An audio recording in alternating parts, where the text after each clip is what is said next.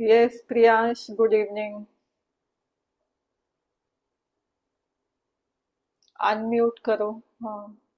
Good evening, good good evening. Evening, good evening. क्या issue आ रहा था कोई ज्वाइनिंग में? हाँ, ये बड़ी मुश्किल से हुआ, हो नहीं रहा था। चलो थोड़ा सा अकाउंट्स का देख रहे थे हम।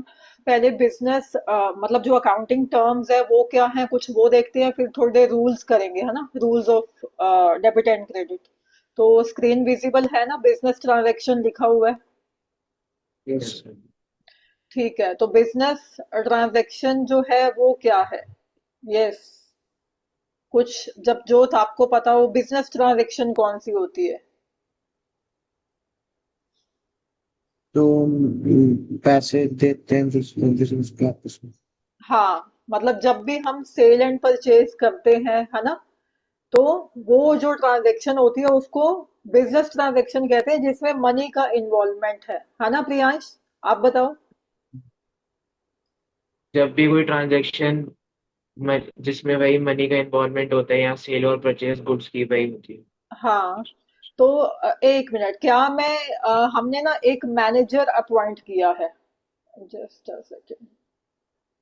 हमने ना एक मैनेजर की अपॉइंटमेंट की है, बस ये है, अमाउंट नहीं लिखा हुआ।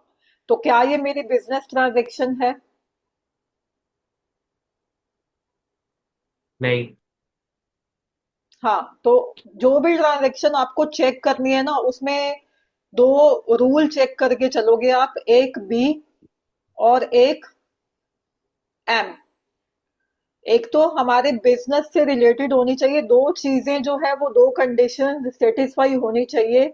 कुछ भी ट्रांजैक्शन जब हम अपने अकाउंट्स में रिकॉर्ड करेंगे तो दो चीजें आपको चेक करनी है। फर्स्ट आपको चेक करना है कि क्या वो मेरी बिजनेस ट्रांजैक्शन है। तो अभी हमने बात की मैनेजर की अपॉइंटमेंट, अमाउंट्स वगैरह कुछ नहीं दिया। ये मेरे बिजनेस की ट्रांजैक्शन तो है, but can we measure this transaction in terms of money? No, है ना, क्योंकि अमाउंट तो लिखी नहीं हमने साथ में। तो ये ट्रांजैक्शन बिजनेस की ट्रांजैक्शन तो है, but this transaction can not be measured in terms of money. इसलिए हम इसको अपने बिजनेस की ट्रांजैक्शन नहीं मानेंगे, उसमें रिकॉर्ड नहीं करेंगे। ऐसे ही सपोज वर्कर्स ने स्ट्राइक कर दी आपकी कंपनी में वर्कर्स ने, ठीक है, तो ये एक इवेंट है, राइट, मेरे बिजनेस का, बट क्योंकि मनी टर्म्स में हम इसको मेजर अभी नहीं कर रहे, तो इसीलिए हम इसको अपनी बुक्स ऑफ अकाउंट्स में रिकॉर्ड नहीं करेंगे, राइट। तो अगर मैं बोलूं कि मैंने परचेज किया रॉ मटेरियल, मैंने परचेजेस की, कुछ purchased raw material, purchased raw material of ₹1000, तो क्या हम ये रिकॉर्ड करने वाले हैं अभी?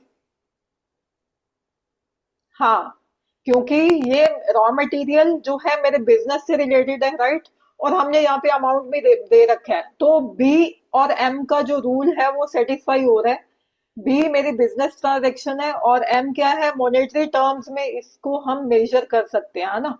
तो ये ट्रांजैक्शन हम लेके चलेंगे। तो बिजनेस ट्रांजैक्शन क्या है? An event involving some exchange of something having monetary, जिसकी मनी वैल्यू है, monetary value between two or more entities, दो पर्सन्स के बीच में कोई भी जब ट्रांजैक्शन हो रहा है, कुछ एक्सचेंज हो रहा है।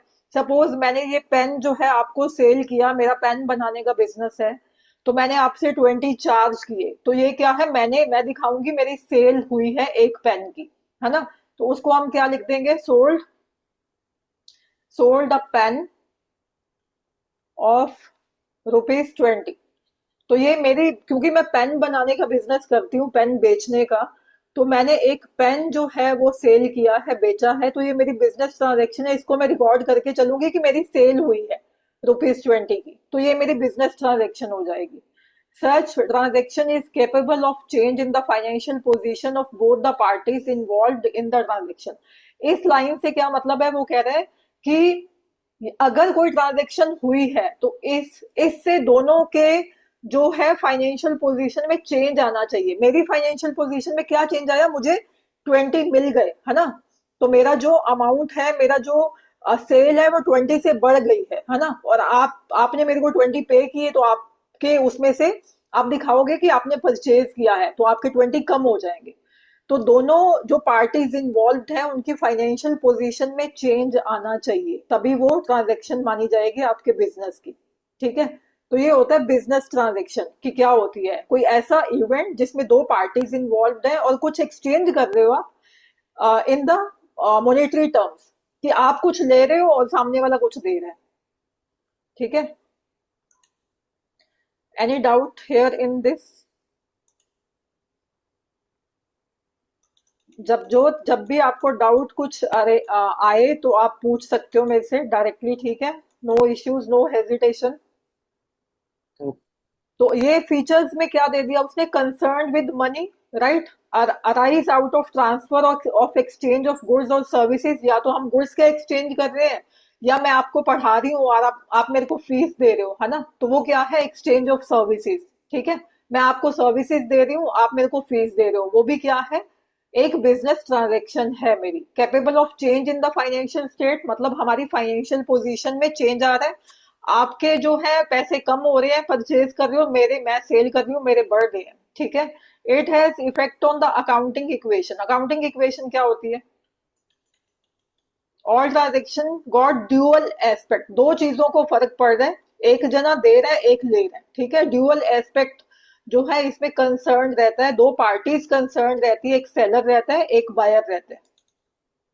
आगे है कैपिटल। कैपिटल क्या है ऐसा, यस प्रियांश बताओ, कैपिटल क्या है बिजनेस में, कैपिटल किसको बोला जाता है? जो हम अमाउंट इन्वेस्ट करते हैं हाँ, बिजनेस स्टार्ट करते हैं। यस जपजोत, जो अमाउंट हम इन्वेस्ट करते हैं, amount invested in the business, तो उसको आप मनी नहीं बोलते, ना ही उसको आप अमाउंट बोलते हो, आप उसको कैपिटल बोलते हो। ठीक है, so it's the amount of money or money's worth invested by owner of a business in a firm. हमने जो फर्म बनाई उसमें जो पैसा आपने इन्वेस्ट किया उसको आप कैपिटल बोलते हो, मनी या मनीज वर्थ, यानी कि आप कोई एसेट्स वगैरह ले आए, है ना, मशीनरी वगैरह लगा दिया आपने, या कुछ और फर्नीचर वगैरह ले आए, वो सारा क्या है, कैपिटल है। The capital is a part of liability of the business firms towards its owner. इसका क्या मतलब है, ये बहुत इंपॉर्टेंट लाइन है, ये आपको क्लैरिटी होनी चाहिए कि ये क्या कहना चाह रहा है। सेकेंड लाइन से क्या मतलब है, the capital is a part of liability of the business or the firm, ये बिजनेस की लाइबिलिटी है। ये जब जो लाइबिलिटी क्या होती है, ऑब्लिगेशन बाय बिजनेस। हाँ, obligation to pay by the business, है ना, हमें पे करना है, we owe something to someone, हमने किसी को देना है, जिसको आप हिंदी में देनदारी बोलते हो, है ना, कि मेरी देनदारी बनती है, मैंने आपसे ये चीज ली है तो मैं आपको लायबल हूं, मैंने आपको पैसे देने हैं, वो होती है लायबिलिटी। तो वो कह रहा है कि कैपिटल एक लायबिलिटी है बिजनेस की। क्यों लायबिलिटी है कैपिटल, तो बल्कि उसका असर नहीं होना चाहिए, लायबिलिटी क्यों बोल रहा है ये?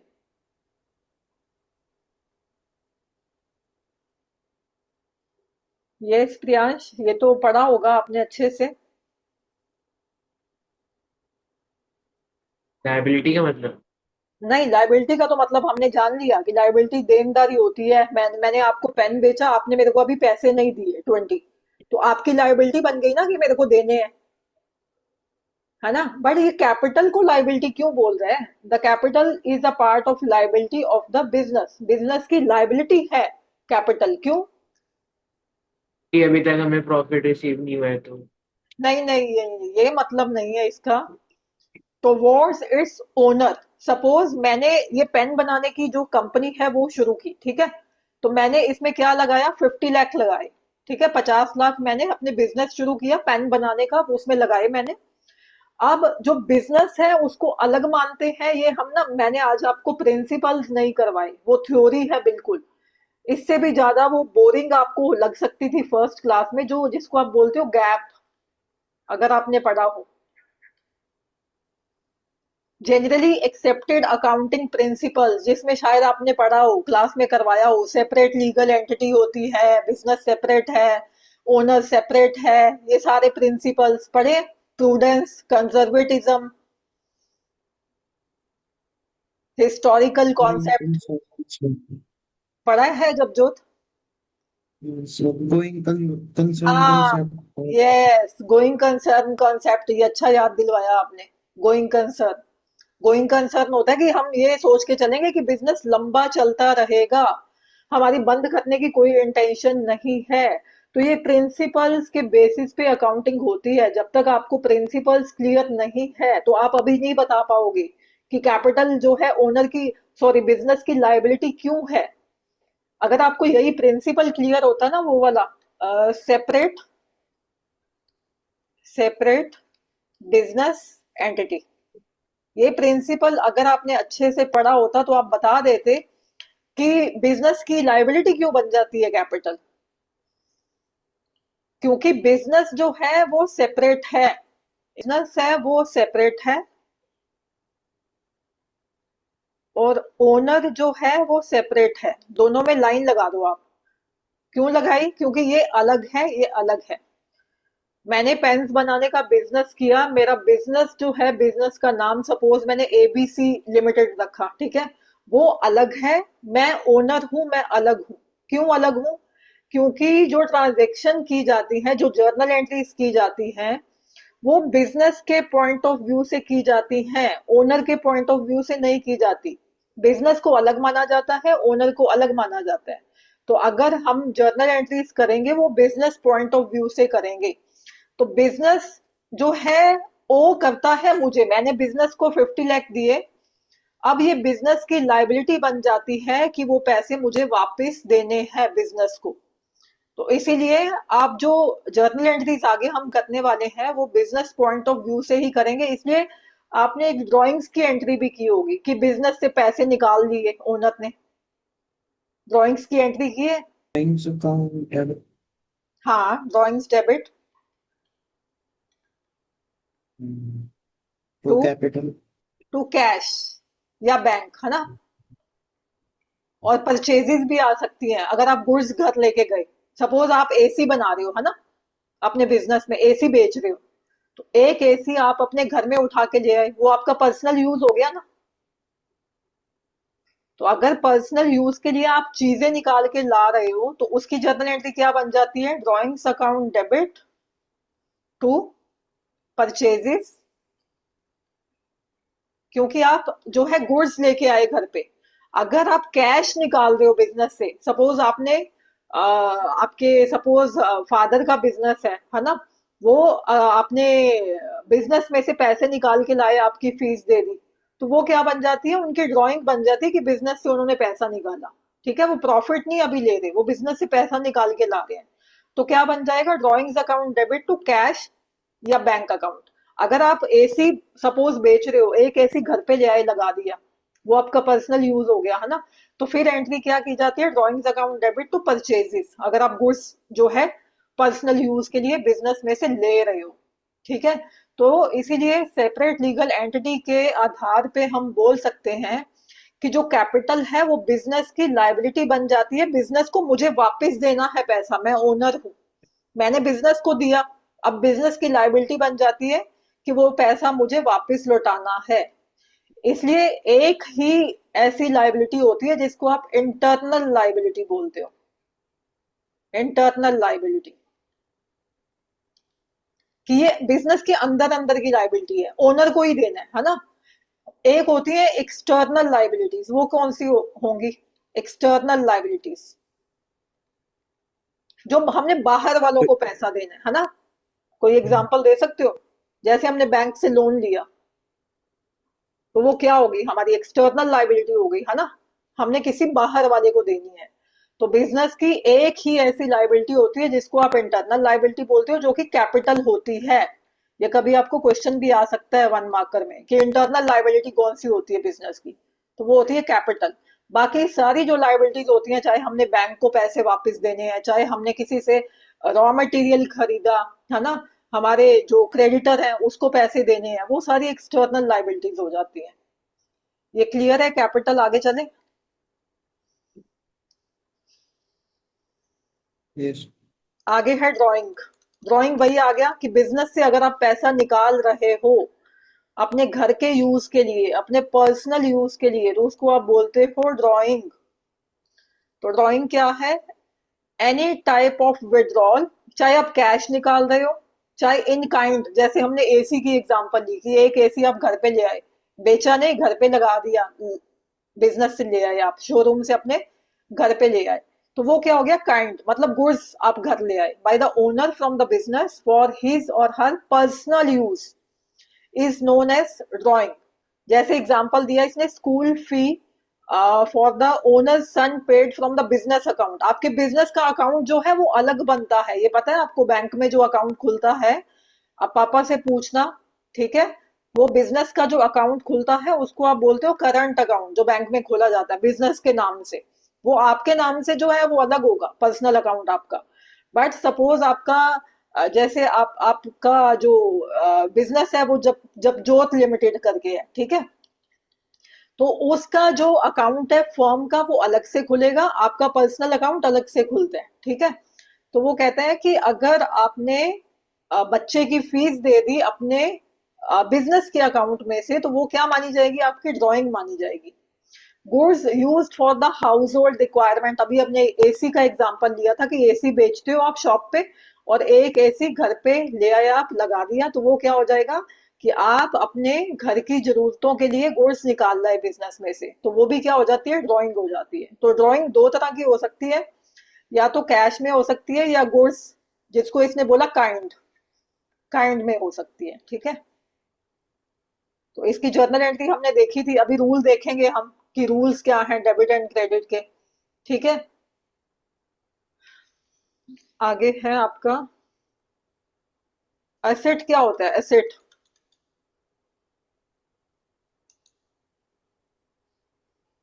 एसेट सुना होगा ना आपने, पढ़ा होगा, क्या होता है एसेट?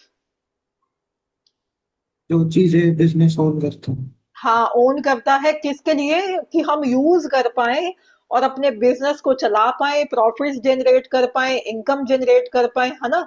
तो एक ऐसा प्रॉपर्टीज, ऐसा रिसोर्सेज जो कि बिजनेस के पास है, जिससे बिजनेस जो है काम करके आगे अर्न कर पाए, चल पाए। तो assets are the resources owned by an enterprise which have some economic value and measurable in terms of money। तो उसकी कुछ इकोनॉमिक वैल्यू होनी चाहिए जो कि measurable in terms of money होनी चाहिए। तो इसकी एग्जांपल हम ले सकते हैं, जैसे है हमारे पास लैंड। लैंड क्या है? असेट है, ठीक है? बिल्डिंग क्या है? एसेट है। Plant and machinery, plant and machinery ये भी क्या है? हमारा बिजनेस का एसेट है। और क्या आ जाता है? स्टॉक या इन्वेंट्री। स्टॉक अच्छा। या इन्वेंट्री मतलब जो गुड्स आपने बना के रखी हुई है, अभी बिकी नहीं, वो भी तो आपका एसेट है ना। और सपोज आपका जो डिपॉजिट्स है बैंक में, है ना, बैंक में जो आपके डिपॉजिट्स हैं, जो आपके अकाउंट हैं, वो भी आपकी एसेट है। और एक आता है, आपने पढ़ा होगा बिल्स रिसीवेबल, पढ़ा है अभी? बिल्स रिसीवेबल या ट्रेड रिसीवेबल, कुछ पढ़ा होगा, ट्रेड रिसीवेबल्स, बिल्स। रिसीवेबल। हाँ, क्या होता है बिल्स रिसीवेबल? यस प्रियांश। जो हमें कस्टमर से मनी रिसीव होना होता है उसके लिए हाँ बिल। हाँ, वो ना पता है क्या, वो आपको लिख के देते हैं एक डॉक्यूमेंट पे कि प्रियांश मैंने आपको इतने पैसे देने हैं, 50,000, और मैं ना आपको 10 दिन बाद दे दूंगा। तो फिर आप बोलते हो कि प्रूफ तो दो इसका कि आप दे दोगे। तो वो एक डॉक्यूमेंट पे लिख के साइन करके आपको दे देता है कि ये लो, मैं आपको 10 दिन बाद इतने पैसे दे दूंगा। तो वो आप रख लेते हो डॉक्यूमेंट, वो क्या हो जाता है? Bills receivable. ऐसे बिल्स पेएबल भी होता है, जब हम किसी को देते हैं, किसी के पैसे हमें देने हैं और हम उसको लिख के दे देते हैं कि हम इतने दिन बाद आपको पैसे दे देंगे, तो वो होता है बिल्स पेएबल, ठीक है? तो वो भी क्या है? आपका असेट हो जाता है, क्योंकि ये इससे पैसे आएंगे। इस पर्सन ने आपको, जिसने बिल्स, जिससे बिल आपने रिसीव किया है, वो पैसे आपको देगा with in 5 days, with in 10 days, जो भी उसने बोला है ना? तो ये भी क्या हो जाता है, एसेट हो जाता है। तो ये सारे क्या है, एसेट्स हैं। आगे हम इसकी और डिटेल पढ़ेंगे कि कौन सा एसेट नॉन करंट एसेट होता है, कौन सा करंट एसेट होता है ना। तो इसकी डिटेल भी हम पढ़ेंगे कि आगे इनकी बाइफरकेशंस क्या है, कौन कौन सी टाइप है एसेट की, करंट कौन से है, नॉन करंट एसेट कौन से हैं, है ना। तो ये भी आगे हम पढ़ेंगे इसको डिटेल में।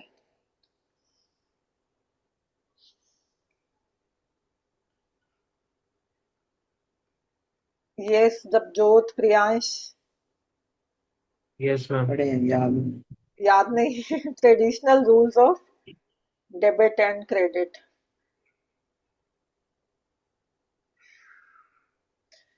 तो इसका फर्स्ट होता है हमारे पास debit the receiver, receiver, credit the लगे थे। गिवर। हाँ, क्रेडिट द गिवर। और सेकंड होता है हमारे पास debit what comes in, credit बहुत गई। हाँ, what goes out. Debit what comes in and credit what goes out, है ना। थर्ड होता है हमारे पास debit all expenses, debit all expenses and losses, credit credit, और इनकम। हाँ yes, credit all incomes and gains. एक तो ये है, इससे जर्नल एंट्रीज करनी आती है या नहीं अभी?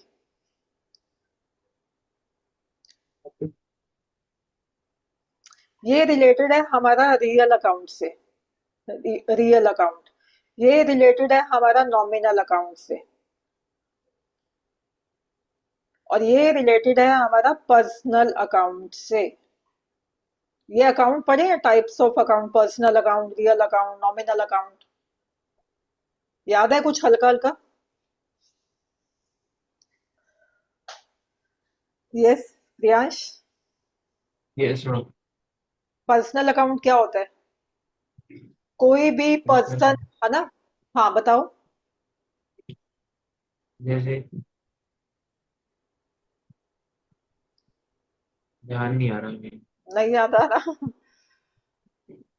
किसी के नेम के साथ जो होता है उसे राहुल अकाउंट। हाँ यस, कोई भी जैसे पर्सन है ना। एक तो क्या होते हैं, एक नेचुरल पर्सन होते हैं, है ना। जैसे हम हैं, जब जोत है, आप हो, नेचुरल पर्सन। जैसे राहुल, राहुल, सीमा, रीमा, है ना, श्याम, राम, ये क्या है, सारे नेचुरल पर्सन है ना। एक होते हैं आर्टिफिशियल पर्सन, आर्टिफिशियल पर्सन जो कि लॉ ने बनाए हैं, जैसे कंपनी हो गई, बैंक हो गए, है ना। कंपनी, बैंक्स हो गए, कोई और ऑर्गेनाइजेशंस हो गई, है ना। वो क्या होते हैं, आर्टिफिशियल, जो लॉ ने बनाए हैं। वो नेचुरल पर्सन तो नहीं है ना। और थर्ड होते हैं आपका नहीं। रिप्रेजेंटेटिव, रिप्रेजेंटेटिव पर्सन, जो रिप्रेजेंट करता है किसी को। जैसे रेंट है, एक रेंट अकाउंट की हम बात करें। रेंट क्या है, मैंने आपको रेंट पे किया, मेरे लिए क्या हो गया, वो खर्चा है ना, है ना। रेंट, सपोज हम रेंट की एग्जांपल लेते हैं एक बार। रेंट क्या है, किस में आएगा, नॉमिनल अकाउंट में। क्यों? रेंट क्या है, एक नॉमिनल अकाउंट है। नॉमिनल अकाउंट क्यों है, क्योंकि खर्चा है। खर्चे सारे किस में हमने देखे, ये क्या लिखा है मैंने, नॉमिनल अकाउंट में। नॉमिनल अकाउंट में क्या आते हैं, सारे खर्चे, लॉसेस, है ना। जैसे बैड डेट्स हो गए, बैड डेट्स सुना है कभी? हाँ, रिप्रेजेंटेटिव में जैसे आउटस्टैंडिंग रेंट आ गया, प्रीपेड हाँ एक्सपेंस आ गई। यस, वेरी गुड, यही चाह रही थी मैं। Outstanding rent, outstanding rent. अगर खाली रेंट लिखा है तो वो क्या है, नॉमिनल अकाउंट है। ये चीजें आपको एग्जाम में आ सकती हैं कि रेंट की टाइप बताओ, कौन सा अकाउंट है ये, रियल अकाउंट है, पर्सनल अकाउंट है, नॉमिनल अकाउंट है, कौन सा अकाउंट है। तो आप बोलोगे नॉमिनल अकाउंट है भाई, खर्चा है। अगर आपको आपको रेंट जब जो रिसीव हो रहा है तो फिर क्या बन जाएगा? फिर इनकम बन जाएगी ना, इनकम बन जाएगी ना। अगर आपको रेंट, आपने एक बिल्डिंग किराए पे दी है, एक घर, तो उससे आपको रेंट आ रहा है, तो वो क्या हो जाएगा? वो इनकम बन जाएगी ना आपकी। तो हमने क्या लिखा है, credit all incomes and gain, तो ये नॉमिनल अकाउंट में भी आता है ना। तो चाहे आपको रेंट जो है मिल रहा है या आप पे कर रहे हो, अगर पे कर रहे हो तो वो खर्चा है, एक्सपेंस है ना, बट है तो नॉमिनल अकाउंट ही। अगर आप रिसीव कर रहे हो तो वो आपकी इनकम हो जाएगी, तब भी नॉमिनल अकाउंट है वो, क्योंकि हमने बोला debit all expenses and losses and credit all incomes and gains, तो वो नॉमिनल अकाउंट है। अगर रेंट के आगे आप कुछ भी लगा देते हो, आउटस्टैंडिंग, है ना, प्रीपेड, ये अगर चीजें लगा देते हो आप, तो वो क्या बन जाता है, रिप्रेजेंटेटिव अकाउंट, कि वो किसी चीज को रिप्रेजेंट कर रहा है कि हमने लैंडलॉर्ड को जो है वो रेंट देना है या उससे लिया है, तो वो क्या बन जाएगा, रिप्रेजेंटेटिव बन जाएगा। तो नॉमिनल अकाउंट के आगे जब भी, आगे या पीछे कुछ भी आप लगा देते हो, सपोज आपने लगा दिया रेंट रिसीव्ड इन एडवांस, तो भी तो रिप्रेजेंट कर रहा है ना, रेंट रिसीव्ड इन एडवांस, तो ये मैंने पीछे लगा दिया। रेंट के पीछे लगाओ चाहे कुछ आगे लगाओ, प्रीपेड रेंट, तो ये बन जाता है रिप्रेजेंटेटिव अकाउंट। ठीक है, तो एक बार आप जो है इनके, हम आगे आगे क्या है वो चक्कर में नहीं पड़ते, एक बार हम इतना समझ लेते हैं कि अगर रिसीवर और गिवर की बात कर रहे हो, ठीक है, रिसीवर, आप जो है आपको रेंट में दे रही हूँ तो आप क्या बन गए, रिसीवर बन गए, ठीक है, और मैं पे कर रही हूँ तो मैं क्या बन गई, गिवर बन गई, तो वो क्या आएगा, पर्सनल अकाउंट में आएगा। रियल अकाउंट में क्या आता है, सारे एसेट्स आते हैं। रियल अकाउंट किससे रिलेटेड है, सारे एसेट से। इसका एग्जांपल दे सकते हो कोई एक, जैसे हमने मशीनरी परचेज की, तो उसकी मैं क्या जर्नल एंट्री करूं इसके हिसाब से, रियल अकाउंट के हिसाब से। मैंने मशीनरी परचेज की है, क्या आ रहा है बिजनेस में और क्या जा रहा है, बताओ। मशीनरी मशीनरी पर, अकाउंट डेबिट। नहीं, नहीं, रियल अकाउंट डेबिट नहीं, उस चीज का नाम लिखोगे आप जो ले रहे हो। मशीनरी खरीदी ना मैंने, तो मशीनरी का नाम लिखोगे, मशीनरी अकाउंट डेबिट। क्रेडिट किसको करोगे, परचेज क्रेडिट किसको करोगे, जो चीज जा रही है, क्या जा रहा है, पैसे। पैसे, हाँ, कैश जा रहा है, ठीक है, तो एंट्री करो इसकी फिर, machinery, machinery account debit to cash. Very good, machinery account debit to cash. Suppose ये हमने खरीदी 50,000 में, है ना, 50,000, 50,000, तो क्या लिखोगे, निरेशन बीइंग मशीनरी, परचेज। हाँ, मशीनरी परचेज। छोटा सा लिखना है तो ऐसे लिख दोगे, बड़ा लिखना है तो फिर अमाउंट वगैरह भी डाल दोगे, है ना। तो ये क्या है, मशीनरी मैंने डेबिट क्यों की है, क्योंकि मशीनरी, मैंने अभी आपको बोला कि रियल अकाउंट जो है उसमें सारे एसेट लिखोगे आप, चाहे वो आ रहे हैं चाहे वो जा रहे हैं, तो ये रूल रियल अकाउंट पे लगता है, सारे के सारे एसेट्स पे लगता है। अगर हम बेचे मशीनरी तो इसी के हिसाब से फिर क्या एंट्री होगी, अगर मैंने बेच दी,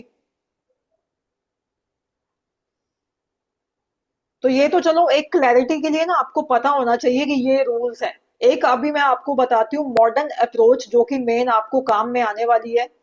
मॉडर्न अप्रोच जो है रूल्स की, वो क्या कहती है, यही हम इसे ही करेंगे सारी जर्नल एंट्री, मॉडर्न अप्रोच जो आजकल चलती है, ठीक है। तो वो आपको ऐसे याद नहीं रहने वाला कि एसेट बढ़ रहा है तो उसको डेबिट कर दो, लाइबिलिटी बढ़ रही है तो उसको क्रेडिट कर दो। एक शॉर्टकट बताऊंगी उसके लिए, ठीक है, डेड क्लिक रूल्स के लिए, है ना। तो ये मेरा ही बनाया हुआ शॉर्टकट है, ऐसे आपको चीजें याद नहीं रहने वाली कि क्या डेबिट होना है क्या क्रेडिट होना है। इसको आप माइंड में रखोगे तो सारी जर्नल एंट्रीज फिर हम स्मूथली करते जाएंगे। डी से क्या है मेरा, डेबिट, ठीक है, डी का मतलब यहाँ पे क्या है, डेबिट। सी का मतलब यहाँ पे क्या है, क्रेडिट, ठीक है। ये तो क्लियर है ना। डी मतलब डेबिट, सी मतलब क्रेडिट। इसको कुछ लेना देना नहीं है हमसे, नीचे वाला जो पार्ट है ना वो हमको देखना है मेनली। ये तो एक चलो वो फ्लो सा बन जाए कि डेड क्लिक कोई वर्ड सा बन जाए इसलिए ऊपर लगाया है। अदरवाइज काम में क्या आने वाला है आपका ई। ई से क्या है आपके एक्सपेंसेस, ए से क्या है मेरे एसेट, और डी से मेरा क्या है ड्राइंग्स। एल से क्या है लाइबिलिटीज, लाइबिलिटीज। आई से मेरा क्या मतलब है यहाँ पे इनकम। आप इसको रेवेन्यू भी बोल सकते हो, आप इसको सेल्स भी बोल सकते हो, ठीक है। वैसे इनकम लिखेंगे हम, मतलब जब सेल करते हो तभी इनकम आएगी ना, तो इनकम। सी से मेरा यहाँ पे क्या मतलब है कैपिटल। तो क्या लगता है कि सारा कुछ आ गया इसमें, एक्सपेंसेस भी आ गए, एसेट भी आ गए, ड्राइंग भी आ गई, लाइबिलिटी भी आ गई, इनकम भी आ गई और कैपिटल भी आ गई, सारा कुछ आ गया है ना। तो अब जब भी एक्सपेंसेस बढ़ेंगे या एसेट बढ़ेगा या ड्राइंग बढ़ेगा, बढ़ेगा तो ये मैं एरो लगा रही हूँ बढ़ते की तरफ, ऊपर की तरफ, ठीक है। अगर ये चीजें बढ़ती हैं एक्सपेंसेस एसेट्स ड्राइंग्स, तो मैं हमेशा उस चीज को क्या करूंगी डेबिट। इसकी कोई एग्जांपल दे सकते हो। एक्सपेंसेस जैसे हमने रेंट पे किया या सैलरी पे की, है ना। तो सैलरी क्या है, एक खर्चा है ना। तो सैलरी को इस हिसाब से मुझे क्या करना चाहिए, डेबिट या credit. Debit, very good, debit करेंगे। तो ये हम ना नेक्स्ट पेज पे मैं लिख लेती हूँ सैलरी। अगर सपोज हमने अपने वर्कर्स को सैलरी पे की है तो सैलरी अकाउंट डेबिट। सपोज मैंने 60,000 की सैलरी पे की है, अभी तो ये हमने लिखा है ना। क्रेडिट अभी हम देखते हैं क्या करेंगे। अगर मेरा एसेट बढ़ रहा है, एसेट कब बढ़ेगा जब हमने परचेज किया, है ना। एसेट कब बढ़ेगा जब परचेज किया। तो सपोज मैंने मशीनरी परचेज की, तो मुझे क्या करना चाहिए इस हिसाब से। मशीनरी खरीदी है मैंने, डेबिट करूंगी ना। तो मशीनरी अकाउंट डेबिट। सपोज 50,000 की मशीनरी परचेज की मैंने। अब तीसरा एग्जांपल लो, ड्राइंग्स। जब भी बिजनेस में ड्राइंग करोगे आप ओनर हो बिजनेस के, आप बिजनेस में से पैसा निकाल के घर ले गए, तो ड्राइंग को क्या करना है,